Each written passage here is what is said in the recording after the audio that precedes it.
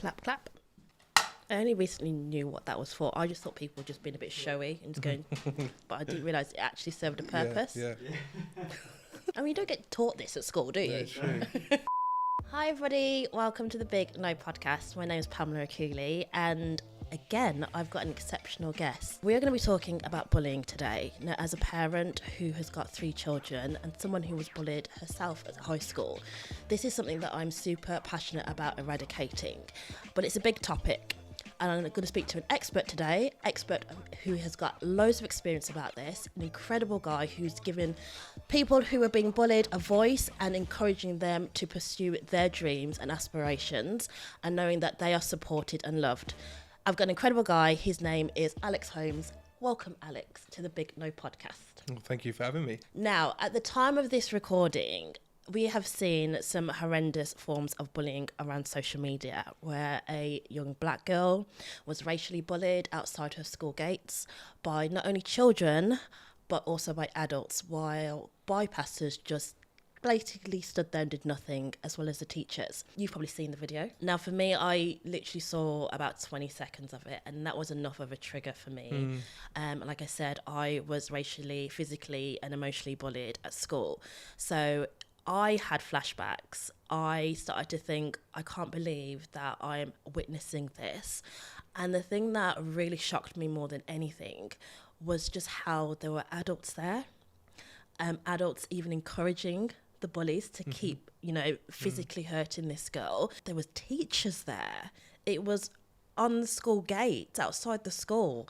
And as a parent, I'm like, I want my children to feel safe at school. What are your thoughts about this? What are your feelings about this? In one way, social media is incredibly useful because it shines a light on what we know are the experiences of particular black children and young people, across the country. But on the other hand, like you said, there is a lot of trauma attached to the black community, particularly when these incidents go viral. And for many of us, we have no choice but to see those. And I think that's sad that often, for the black community, there's a lot of pain and fight for freedom sort of attached to our experiences.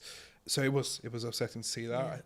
We know at the Dan Award that sadly that is a reality for children and young people, and they do face school violence outside of school, but particularly within a school setting. And that's incredibly sad when you think we spend as children 11,000 hours of our life at school, and to have those experiences when you're made to feel upset, unsafe, uncomfortable, and you're bullied, and it's racism is awful. So very sad to see. I hope the school's addressing it. We've actually reached out to them to. Have you? Yeah, offer. I'm sure we're one of many interactions that they've had. Recently as a result of that, but would love to help them change the culture really, and send a really powerful message that this wasn't acceptable, and that actually students can be part of the solution. I want to start at the beginning and how you kind of got involved in the whole, anti-bullying ambassador, the charity, because I know it's from lived-in personal experiences. So if you could give us a little background into why it all started. Yeah, I think for me, so I grew up in Milton Keynes, and some people will know it for roundabouts. Most roundabouts in the UK. Yeah, and, interesting fact. But yeah, it was a good sort of 30 so years ago, and unfortunately, it wasn't quite as diverse as it is now. And the primary school that I went to, I think there was myself and 1 or 2 other mixed race students or black students. And that meant that there wasn't a great understanding, both from the students, but also the staff. And I did receive some racism, racist language. My dad's black, his family's from Jamaica, and then my mum's side from Spain. My mum's white. And they would say some quite nasty things about my dad. And as a sort of 9 or 8 year old, I think when you're trying to belong, it can really make you feel different. And we know at that age, that difference can make you feel vulnerable and like you don't belong. So that did affect my self-esteem, my confidence. I can remember being in tears quite often as a result of that experience. And the school didn't handle it very well. In fact, when I was in tears, my class teacher would say, if you don't stop crying, I'm going to put you in detention, which is really a weird response, really, wasn't it? Wow. Yeah. And they just didn't handle the situation very well. And then when I got to secondary school, the experience sort of turned into like more sort of perceived difference, where it was homophobic comments and it was, you know, about my sexuality, which I didn't understand myself then. But because I was different, that was a sort of classic response from mostly some of the boys, that sort of toxic masculinity. And it really did impact me. And, you know, to the extent I think it made me not want to put my hand up in class, made me find it difficult to sleep sometimes at night, affected my relationships at home in terms of my mum and my brothers. So yeah, it really sort of stuck with me, that sort of pain and that behaviour that was targeted towards me. With this podcast, it's about obviously going through those, you know, traumatic experiences, overcoming those hurdles, and then turning into a positive, seeing the next opportunities. And you basically did that, didn't you? So tell us about the whole when you were, you know, sixth form, you just thought like enough is enough. What was that moment? Was this like a switch that went off and you literally just like, I'm not taking this anymore? Or what was the whole process? Yeah, and I think it was partly the age that I found myself at. You know, I was a bit more, I found my voice, I felt like I had a bit more agency and power, because you always looked up to like the sixth form students, and I was finally one of those. But actually I did find this sort of confidence and braveness, which I don't know where it came from, because I just gave myself a job. So I just one day called myself student anti-bullying coordinator. Love it. And my head teacher was like, I'm not sure where this came from, but you know, he would say things like at the start, you know, we don't have bullying in this school, which is just a silly thing for any head teacher to say. But that just actually gave me even more confidence to prove to him that we did. So you might remember like form time or registration time, like registers like would be like physical, like before computers. So you'd like actually write down. So I went and just put questionnaires in all of the registers, and that meant that they presumed that all the form tutors that they needed to fill these in, so they gave them out. Then I had 1,000 responses, and my mum wasn't very happy because the living room was covered with like questionnaires. Brilliant. And she was like, what is all this? But it gave me like a real sense of like, okay, this is the scale of the problem. And there were terrible things going on in our school, like real sort of unsafe lessons and practices, and people being intimidated. It was incredibly bad. And then my head teacher made a sort of another mistake beyond just believing there wasn't any bullying. He said, okay, well, you know, come and talk to the governors about what you're trying to do. He didn't know about the questionnaires, and he didn't ask me what I was going to present, which is another, you should always say if you're invited. Yeah. Anyway, I just presented the results of the survey to the governor. The survey said. and they were shocked. But actually, to his credit, he sort of really believed me, and he actually trusted me in the end. And he said, you know, this is, you know, you're in charge. I'm gonna let you think about what would make a difference. What I landed on was the fact that, to your point earlier with the story, there's often times when, particularly at a young age, you are witnessing something that you're not comfortable with, or that you know that's wrong, but you don't know what to do. So my idea was like a peer-to-peer program. It was not good enough that actually we were just hearing from teachers and perhaps parents at home that bullying's wrong, or you've got to be kind and respectful. Actually, you need to hear it from people our own age. So I came up with anti-bullying ambassadors. It's young people who's got that job to stand up instead of standing by, and to learn how to protect themselves, protect their peers.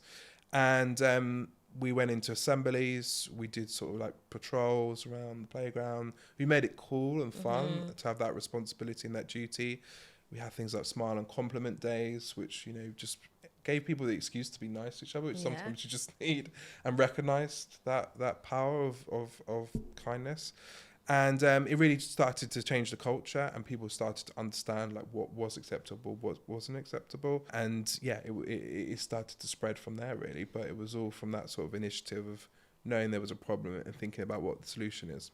That's a really brave move though. I mean, you got to give yourself credit for that, because for someone who was being bullied, and I know a lot of people can relate to this, so you feel very powerless, and you feel like there's an imbalance of power. Absolutely. And you're basically giving people their voice back. And I think that's incredible, but also it's quite a big risk to take as well, because there could be huge backlash from that. obviously it's worked out in your favour, which is great. Yeah. Do you think there's any aspects of your childhood from being bullied that still affects you now? Yeah, so, great question. Actually, one I also talked about to your podcast guest, Will Poulter. Yes, our good friend. Yeah, our good friend.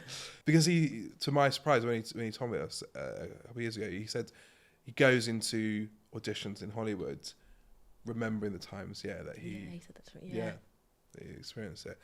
He experienced bullying, and it's just shocking that it stays with you. And we all also know from other studies, so there was a really interesting study from King's College that looked at 7 and 11-year-olds that had been bullied at school, and those 7 and 11-year-olds were tracked all the way up to age 50. Those 50-year-olds had poorer mental health, poorer job prospects. They lacked the ability to trust adults in the workplace, all from that experience at school. So I think maybe the older I get, the less nervous I feel about being my true self. But I absolutely do think that when I started a new job, I wasn't sure about owning my sexuality, being open, because of the way I was treated at school. I wasn't sure if it was safe for me.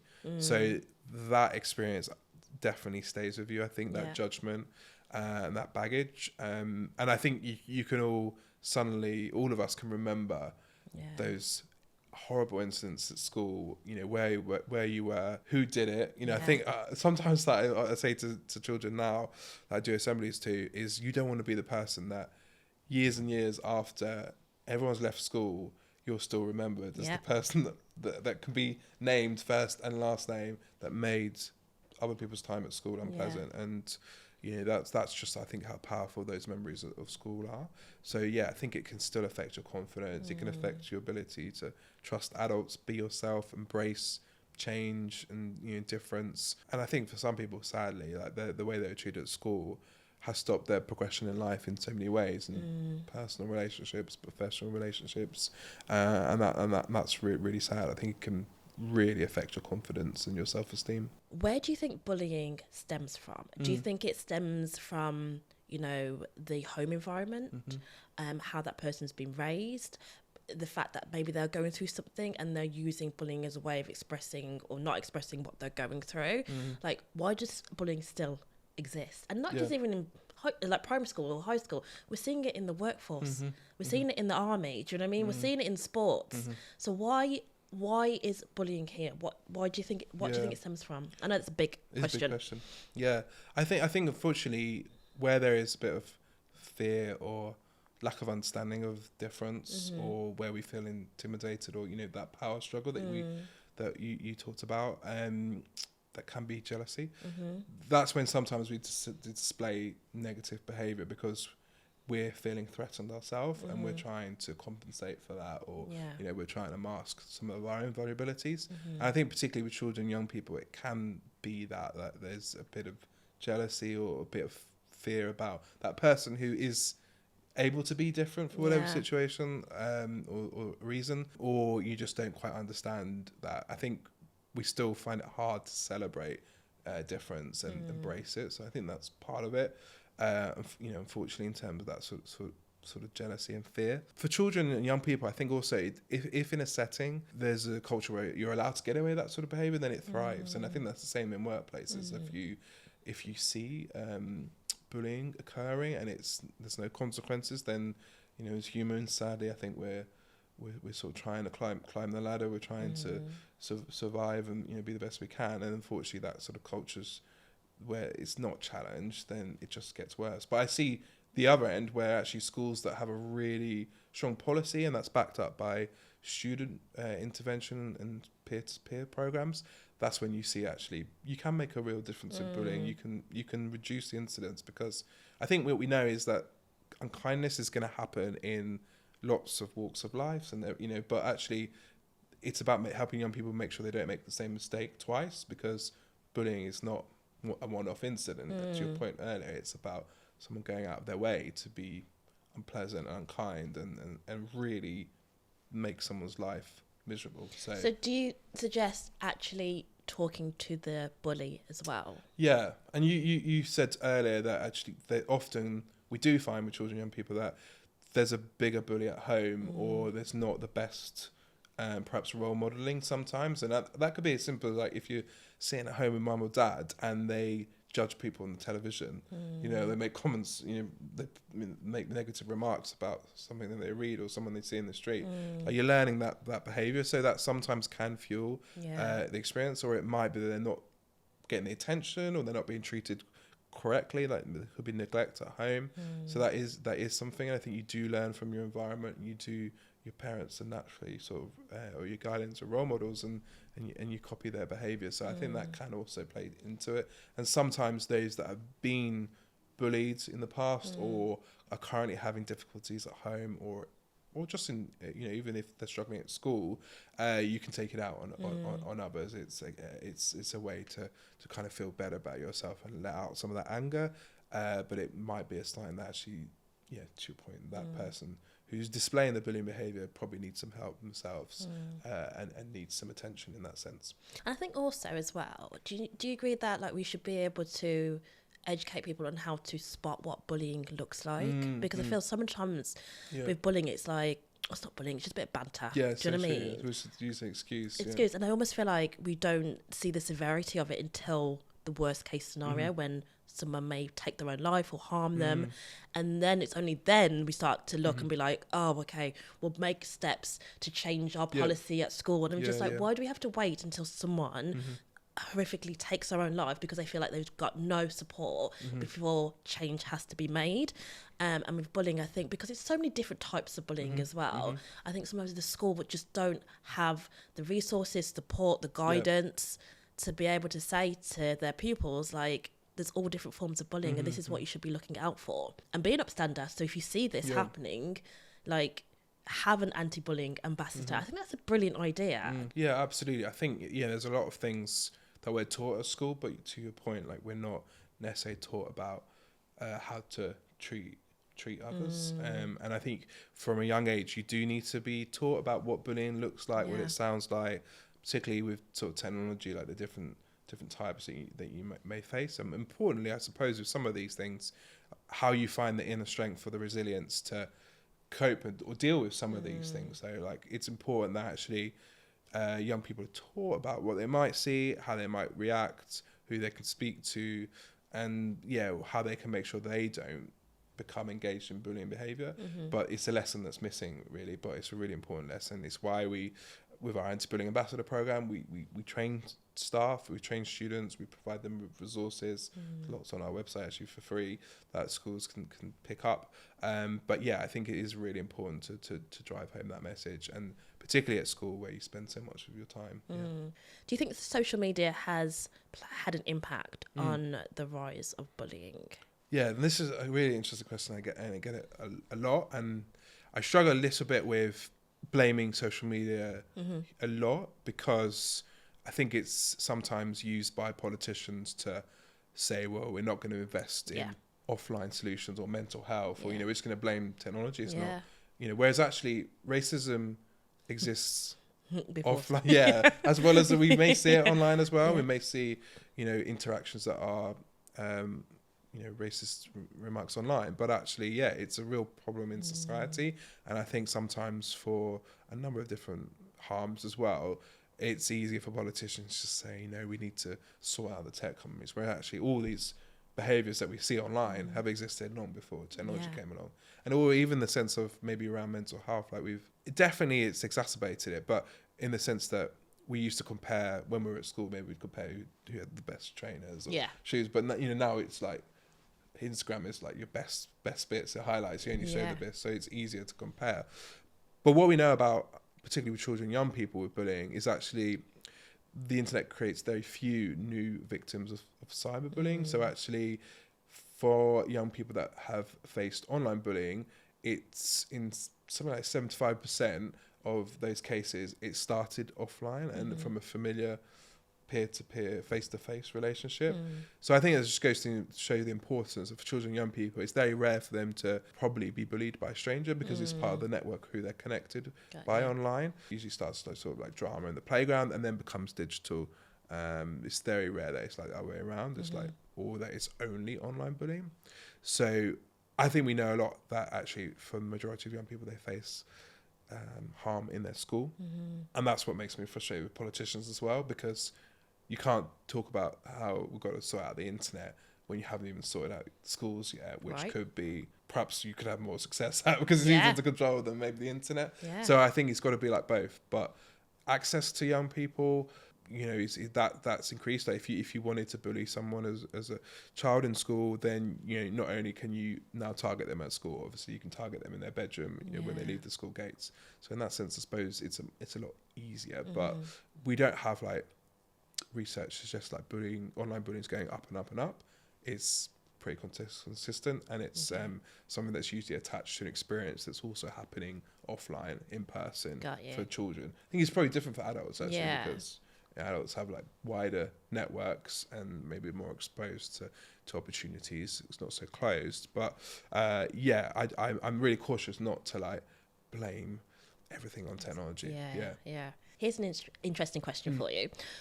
How would you feel and what would you do if the person who bullied you when you were at school contacted you today and said that their child was being bullied and they needed some advice? Yeah, that's happened. That's no way. Yeah. Really? For me, I can draw a line on the fact that as children, we're different and we make mistakes. And also, I think I would have a problem with that person if they were still the same, bullying. Yeah. And I think maybe that's something, you know, I'm not a massive fan of like cancel culture in the sense that, but particularly if you had a certain view when you were a child, as long as you've had that growth, and you're not, even if you were racist or homophobic, I can think, well, you've had that growth and you've changed. I think so. It has happened, and I've been very helpful. You know, I'd reacted in the same way I'd want if it was my child. I think that was getting bullied, and sometimes we've had chats about, you know, they've acknowledged that they did have difficulties at school or at home, or they struggled academically, or the culture was just really toxic. I think with my year group, it was just very toxic, and there wasn't really any interventions that helped us act differently, or you know, bullying wasn't dealt with effectively. So yeah, I think you have to forgive and forget some of that and just be the bigger person, really. Yeah.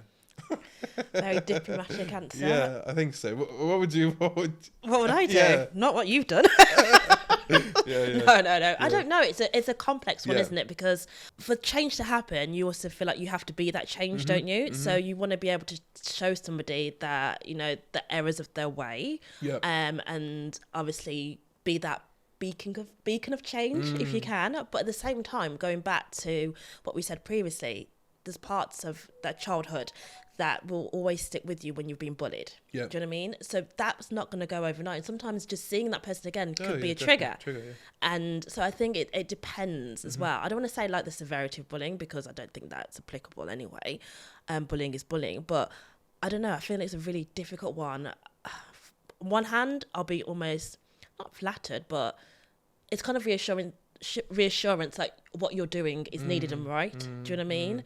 But at the same time, I can't. There's sometimes maybe you wish that what you had to do you didn't have to do. Yeah. If that makes sense. Yeah, I think you're right there. I think I wish that I didn't have to go through this experience to have had the success that I've had in this field. Yeah, definitely. But you're right. You have to kind of reflect on it, and I suppose it takes a lot of processing to get to that point of being comfortable with like that was what happened. But now I've moved on. It's not easy. It's not easy. So what advice would you give to a parent who is worried about their child? Maybe they are thinking their child is struggling at school. Maybe it's bullying, but the child is maybe reluctant to tell them.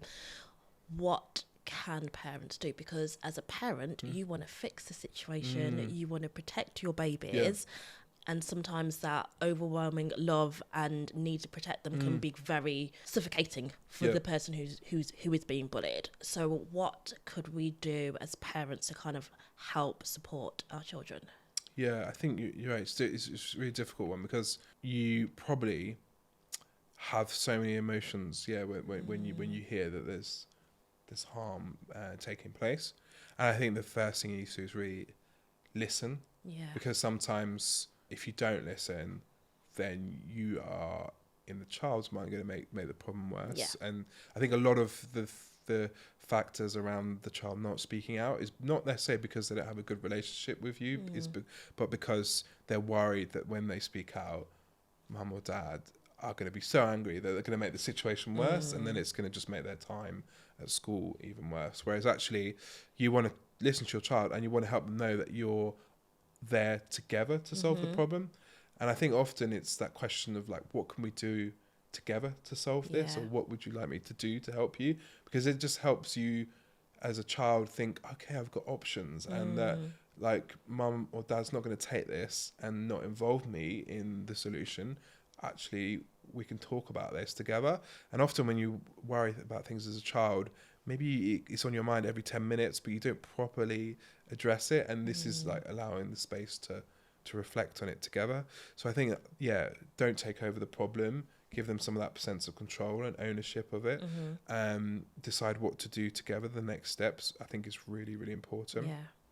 And also maybe, sometimes when there's an issue going on, it can dominate you could be really preoccupied as a parent, and you just concentrate on that. Whereas actually you need to remind them of all the things that are going well in their life and their strengths. And you need to continue to have like a routine, because if you just be like, okay, thanks for telling me, and then you're in the kitchen on the phone to other parents, or you just think, oh, this is taken over. Whereas actually you want to remind the child there's lots of things that they're really good at, and get them socializing hopefully, or doing some of the activities that they enjoy. I think that's important.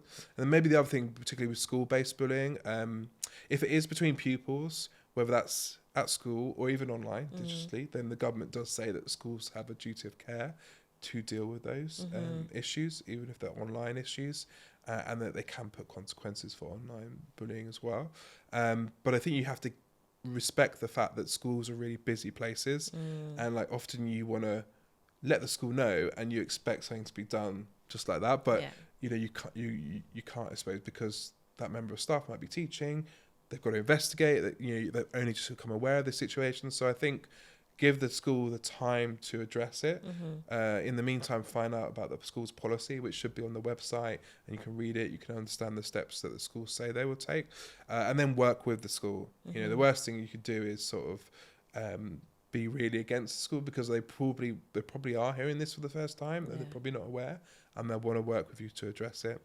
And maybe the last tip is try not to approach the parents of the person doing the bullying. I was going to ask that one. Because I think unless you are good friends, even when you are good friends, you have to handle it delicately, because we don't know all the facts.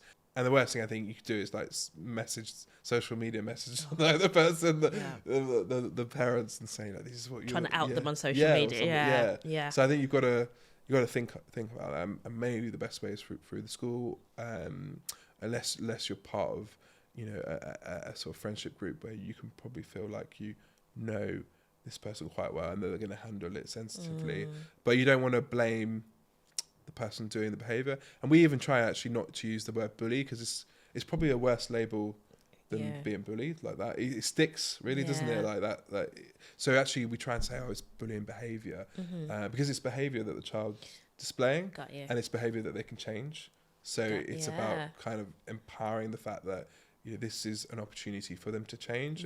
And the schools that deal with it best are probably the ones that sort of say, look, to the child, we know the behaviour you're displaying. If you don't change it, then something serious is going to happen. But then it's not about that person being sort of labelled as a bully, which is something that kind of follows you for the rest of your schooling life. And you know what? It's I've never really thought about it like that, because when I think back to my childhood and I think about how we've just given people these labels, like the sporty one, or the academic one, or the bully, literally your brain goes to that person, and they could be a saint now, but in my head I'm thinking that was the bully. That was the bully. Yeah, so true, isn't it? It sticks like that. And we're trying not to use it in the same way we try not to use the word victim as well, because that label again, like you kind of maybe feel stuck as a victim, and you perhaps start to act that way, whereas actually it's not that empowering as a label. So I think words matter, as we know, when it comes to behaviour, so we're really careful with those choices. Got some closing questions for you. Okay, and this one is quite you're gonna think that I stole this one from your TED talk, and I didn't. I actually started using this question and then listened to your TED talk, and then I was like, damn it, he said it on his TED talk. But one of my favourite questions is what advice would you give to your younger self? So we're going to flip it. And I'm going to ask you, what would your younger self say to you right now? Do you know, I think might say, because when the older I get, maybe I lose a little bit of the braveness or the boldness. And I think that's, that youthful optimism is something I want to hold on to. And I think my younger self might say to me, actually, your greatest achievements are still to come. Ooh. Just in the sense that, you have come a long way, definitely compared to like the 9-year-old Alex that was maybe not sure about being himself. But you've still got a lot to achieve and a lot to do, and you're still going to make a big difference. Because I think the older you get, sometimes you can become a little bit less excited about what you've got to give, or what, or perhaps things feel harder. But I think, my younger self would definitely be proud. The fact that, I'm gay and, I wasn't open about my sexuality back then. And that I'm owning those differences and, trying to be visible. Certainly in work, I really talk about who I am and why. But probably that it's just the beginning. Yes, and I'm excited. So, I'm excited for you. Yeah. And my last question is, obviously the podcast is about, facing adversity, turning those no's into next opportunities. And for me, I love having these conversations with people it's inspiring, but also I love the whole art of having a conversation with somebody and taking, getting a little snippet of their life. And I think you can learn from each other as well by listening to people's stories. So I would like you to think of someone who you think will be a great person to come onto this podcast, but I don't want you to tell anybody their name. I just want you to have a little think about who you think will be great to come and share their stories, and why you've chosen that person. You can say their gender, you can say their background, but just don't say their name. Yeah. We can't have Will Poulter. He's already been on. Yeah. Actually, this guy, he's in some sense it reminds me of like just how much passion I had at his age, and really focuses on a place that you spend so much of your time, like, but more like the home and like how important that is, and has overcome quite a lot of adversity, and is now taking his message to America, and so I think I'm going to go with this guy. Okay, well, tell me afterwards. Yeah. And we'll make it happen. Yeah. Thank you so much for coming on the podcast. I think that every school should have an anti-bullying ambassador. I think you're in over 3,000 schools. It's nearly 5,000 now. Wow, Yeah, okay. Yeah. So, like your younger self said to you, there's still more to come. So we should definitely every school should have this. Thank you for the work that you do. And thank you for coming on the podcast. It's been an absolute joy.